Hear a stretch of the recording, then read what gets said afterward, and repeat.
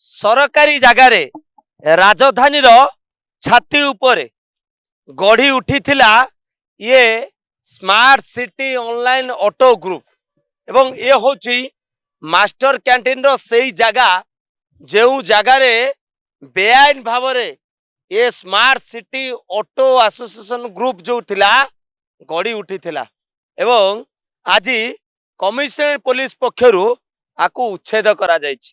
आपण देखुछंती एठी गोटे टेंट करा जायथिला एवं पाखा पाखी गोटे एकर जगार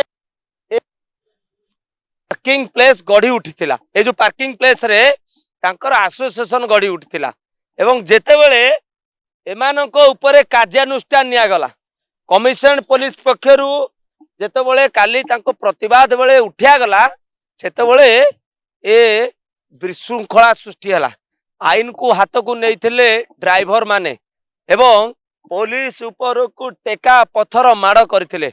आज पुलिस पक्षरु एक्शन निया जायछि, गिरफ करा जायछि, गाड़ी गुड़ी को जबत करा जायछि एवं तांकर मूल दुआ कुआ जाउथिबा ए जागा को एबे उठा जायछि। एवं आपण देखुछंती एठी गोटे बोर्ड मध्य मरा जायथिला जेतेबेले यात्रीटी आसीओ से ऑनलाइन सेवा पाइबो किंतु ऑनलाइन सेवा रे यात्री हैरान करा जाउथिबा अभियोग आसिला।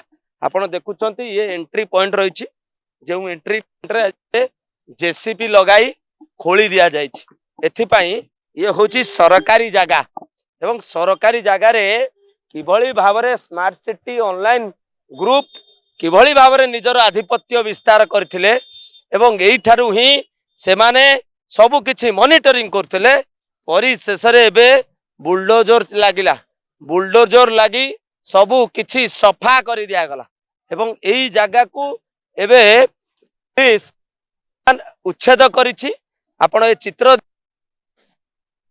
जो गोटे तांकर एटी गोटे टेंट थिला से टेंट को मध्य भांगी दिया जाइछि एवं रास्ता जो रास्ता थिला से रास्ता को खोली दिया जाइछि जेउ पळी भाबरे एपट ए रास्ता दे आउ केही पारिबे नाही।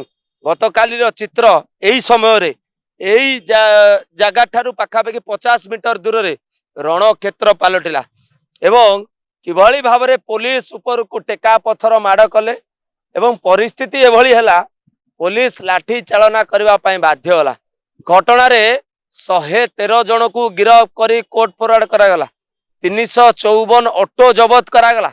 एबे विभिन्न स्थान रे रेड चलीछि एवं अन्य पटे सेमानकर मूल दुआ कुआ जाउथवा मास्टर कैंटीन रो एही गुरुत्वपूर्ण जागा को एबे पुलिस उच्छेद करिछि एवं रास्ता को मध्य जेसीबी लगाई खोली बंद कर दिया जायछि। कैमरा पर्सन हिमांशु सुभाष प्रधान, ओडिशा भास्कर।